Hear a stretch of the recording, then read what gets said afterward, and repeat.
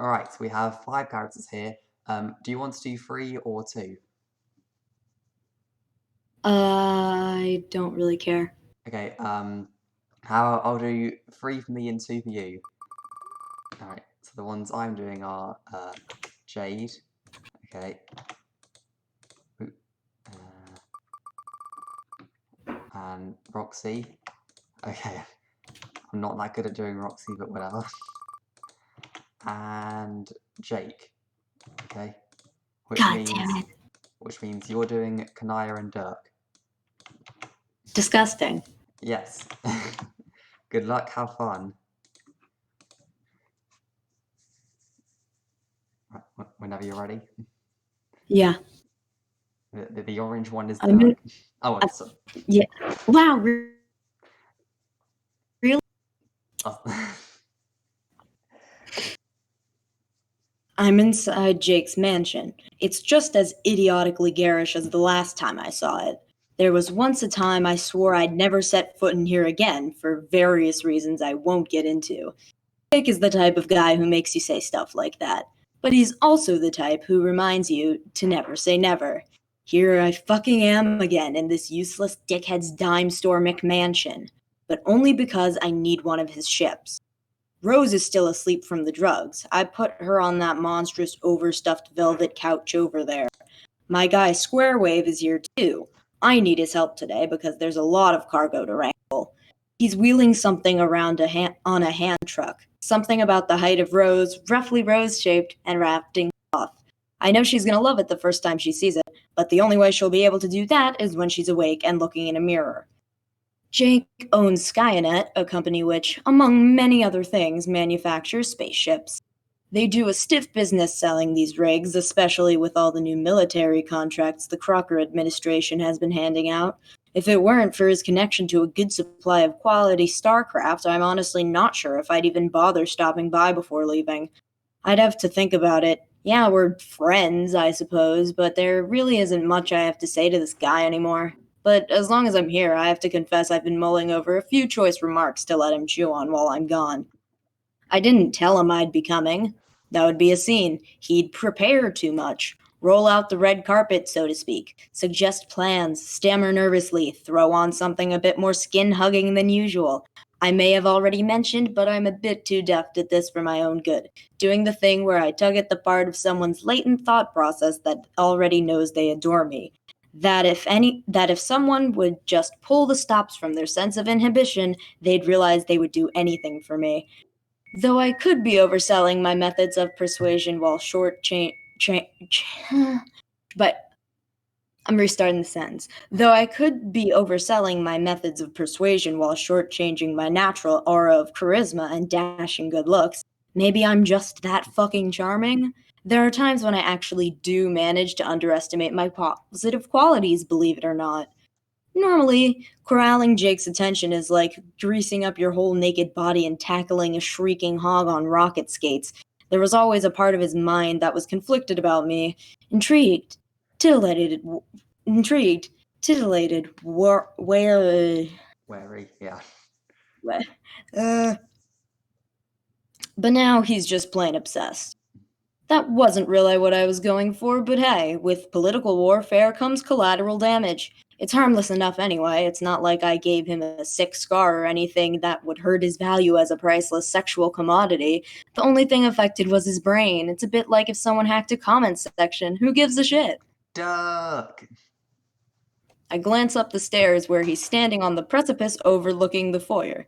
Yeah, he definitely wasn't expecting company. He's completely nude, except for a pair of boxers with the pattern of green skulls, pistols, and some shapes that are maybe supposed to be pot leaves. He blunders down the stairs at top speed, runs over, and gives me a huge bro hug, making my spine pop. God, he's so fucking strong. I hate that the brief feeling of being crushed by this oaf makes my dick twitch slightly. Ugh. Hey, Jake. Well, isn't this a heap of shillelaghs and shamrocks? I had no idea you had plans to visit my humble abode, to swing about the old manor Duche Ingles, as I say. That's 3 different fucking languages. So what brings you here, pal? I seem to recall the last time we were bumming about the Rumpus Cabana, you swore some sort of blood oath you'd never set foot in here apart again with one of your customary dramatic flourishes. Yeah, well, I meant it at the time. Let's just leave it at that. Okie doke. Gosh, it's so good to see you. So good. He's gently stroking the side of my arm now, making no effort to disguise his interest in the contours of my muscles. I use that arm to put a hand on his shoulder in an affable way so that he's forced to stop. Listen, man, you got a spare spaceship lying around? We're going on a trip. In our favorite rocket ship. I'm sorry. I nod over in the direction of the couch. Jake's eyebrows shoot up. Oh, I didn't even notice Rose there. Wow, she looks really zonked. Bad hangover, I presume? Hold the phone. Wasn't she supposed to be off the sauce, or is that not a thing anymore? It's not a hangover. She's just chatting. Of course, mate. I've got freaking scans of the things lying around. Prototypes, top secret experiments and models, galaxy class bull busters dog-eared for the white shirts and the government. No, they pay some tiny coin for all this industrial military what's it, you know? I'm gritting my teeth, focusing on breathing steadily. Yeah, I don't know, dude. Anything really. Something fast. Fast. We can do fast. He scurries over to a new money-looking Baroque antique cabinet, his ample junk swinging about in his loose boxers, free as a jaybird. He opens a small door and rifles through a stack of stray papers and captchalogue cards. Here's one. Ought to do you splendidly. Thanks, bro. I take it. We're almost through this dirty little bit of business. I know there's more, though. There always is with him. In fact, here it comes. I can smell it a mile away. I know exactly what he's about to say, and the buoyant obliviousness with which he will say it. So, where are we going? Yeah, I thought this misunderstanding might happen. My bad, man. I wasn't clear up front. We aren't going anywhere. It's just me and Rose on this trip. Oh, I see. Well, when you live the married life, I suppose from time to time one must get away from the old ball and chain one way or another. So it's a stag of sorts, in space, with a gay girl instead of a fella, and not me. Yes. Jake falls quiet for a moment as his pitiful pea brain struggles to process the shocking information. Gadzooks. Well, say no more then. So, how long will you be away? Does Kanaya know about all these shenanigans? Yes, we've discussed it. She's okay with it. Whew, good to see there's no trouble in paradise. They've always had the most lovely marriage. On the other hand, you know how these things can be. Ugh. He shakes his fist to demonstrate whatever bad point he's making. There are times, let me tell you how I feel, like I dodged a bullet by not jumping the matrimonial broom with Jane. I love her to death, obviously, and I'd do fucking anything for her, especially now that she's El Presidente. Christ, for your voice, sometimes I can hardly believe how that sounds, but it sure is what happened, isn't it? Partly thanks to the humdinger of a speech by yours truly, but wow, never mind, that's old sore. What I'm saying is, I don't know what I'm saying. We guys need to stick together sometimes and live our lives and not, well, play such ornamental roles in the lives of our important and powerful womanly counterparts, dear to us though they be. I think maybe I'm saying we should hang out more, Dirk. No pressure, I mean, when you get back from your extraterrestrial camping trip, of course. When did you say you were coming back? He's sweating, more nervous than I've ever seen him before, stammering, desperate. I need to be brutally direct with this poor guy. Enough is enough. I won't be coming back, Jake. His mouth is hanging open, not a shred of restraint in his crestfallen posture, but he needs to hear this. All of it. Like, wait, you aren't Coming back. Ever. ever? Yeah. But I don't. Why, Dirk? The tears are starting to come. His composure is breaking. He's staring intently at my face as if trying to drink in every precious moment of what he knows in his heart will be the last time we ever see each other. He takes in every drop of light reflecting from my beautiful face.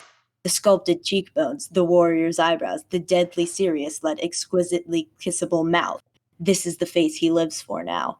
A visage that in mere minutes will vanish from his life forever. The tears drop. His voice cracks. Please take me with you, Dirk. I can't do that, Jake. It's not within the parameters of the mission. But one mission. I can't do this alone, Dirk. This life, this whatever is happening now, whatever's expected of me, I can't do it. Not without you.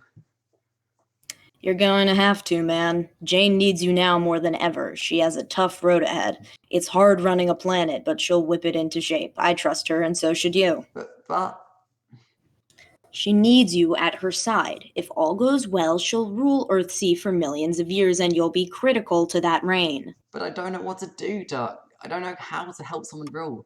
I wouldn't know the first thing about strategy or advising or policy or. I almost burst out laughing, but I managed to control myself. Jake, nobody wants you to do any of that. Well, I know Jane sure doesn't. Then what? You'll just be, her candy boy. Candy boy? Yeah, being on call. Serving a multi-million-year term of giving her the right kind of presidential action she needs to keep going, to keep her morale up and such, to provide her with many heirs. Doesn't that sound cool? Heirs?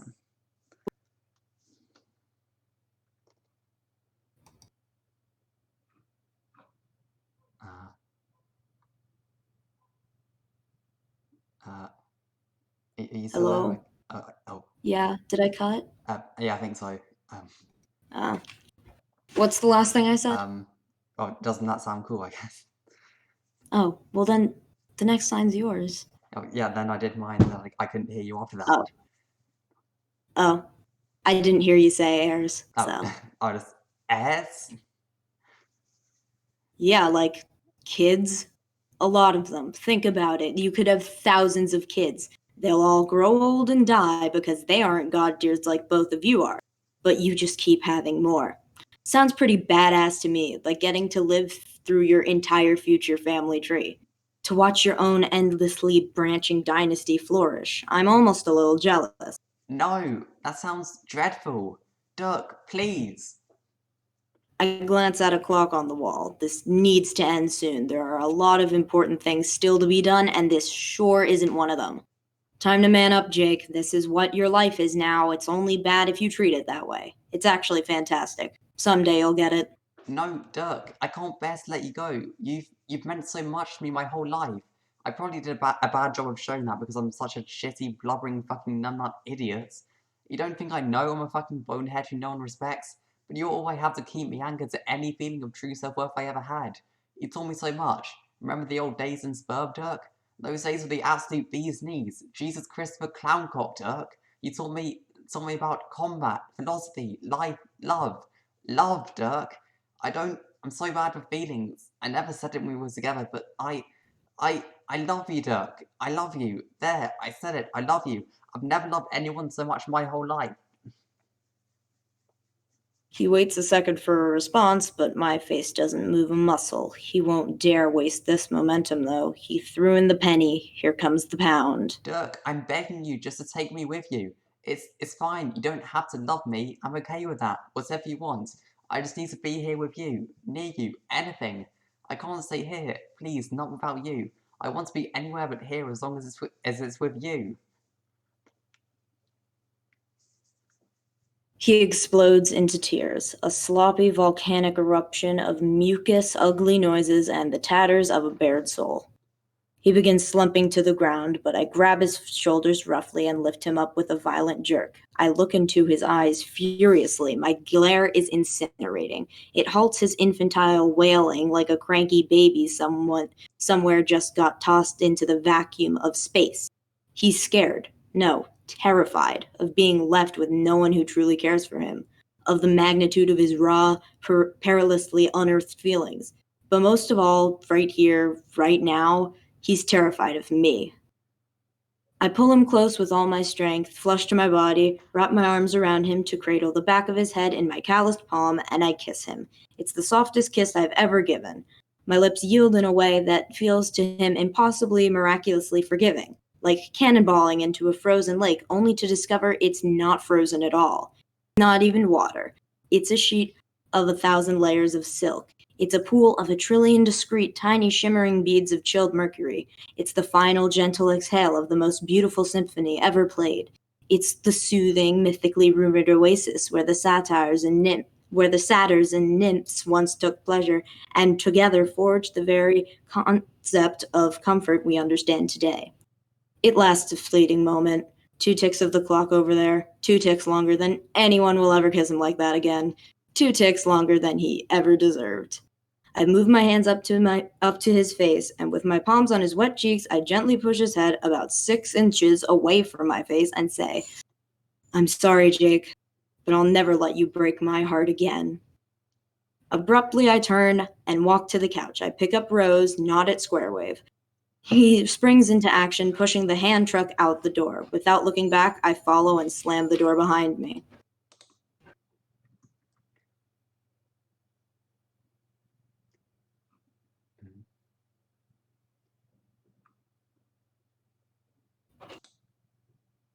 Uh, I'll get you a pizza. Uh-huh. oh, Yeah? yeah. I can't hear you. I was waiting. We're doing page 42 if you want to wear. 42? 40. We're doing page 40 as well. Where I do these recordings in sets Oh, of 2 pages. okay. Not page 42, page 40. Yeah. 2. Yeah. As well. Yeah. TOO. Yeah. All right. That was painful to read in every single way possible. Yep.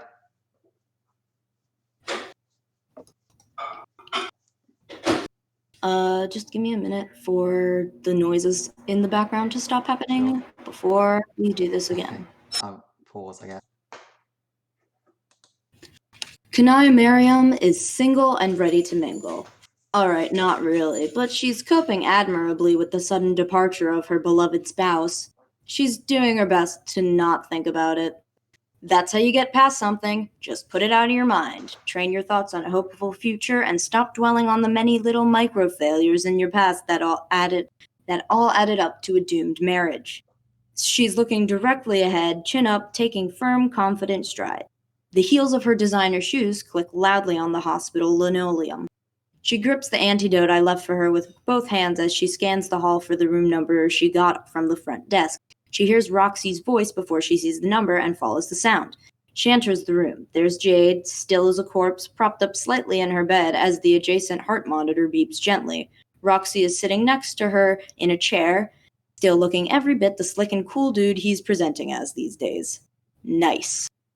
There's nobody else in the room. I guess he was talking to Jade? That's very kind, but she probably can't hear you, Roxy. She'll be able to soon enough, though. And when she does, you'll probably want to be the one listening to what she has to say. Oh, hey. Hello. How is she? Sleeping? IDK? Yes, I see. I brought this. What's that? Kanaya pops the cap off the EpiPen-style delivery mechanism for the antidote and jabs it into Jade's arm. Her hands twitch a bit and her body begins to stir. Her mouth opens a crack and lets out a barely audible whimper. She opens her eyes quite wide suddenly. Her bright green irises dart around the room, trying to solve the riddle of her present location. Roxy peers intently through his shades to get a better look. They're Jade's same old eyes, playful, intelligent, but they seem different somehow. These are eyes that have seen so much more than they had the last time they were open. Jade! Oh my god, Jade! You're awake. How are you feeling? Jade stares at Roxy. If she mistakes him for Dave, it isn't for long. She hears the beeping next to her, glances out the window. This is a hospital room, she understands now. Her mind races, sifting through the overwhelming amount of information that became available to her the moment her trance began. The scope of her awareness, she now understands, is truly staggering. Memories are suddenly accessible that are almost impossible to believe. Some of them are unspeakably marvelous to her, disturbing. No, more than just disturbing. She lingers in the dark recesses of her consciousness. There were things she saw, things she was told. Her mouth twists into a silent snarl. She's been angry plenty of times before, but never so angry that she stopped being cute. She's not cute this time. She starts breathing harder, belligerently pushing the air from inside her nostrils. The beeping doubles its pace. Her eyes are wild, no longer sizing up the room but calculating the true extent of the turbulent rage coursing through her body. Her brow creases sharply and her nose wrinkles as her upper lip rises and quivers. And then it hits her. She knows exactly why she's feeling this way. She bolts upright from her bed and shouts, Dirk Strider has to be stopped.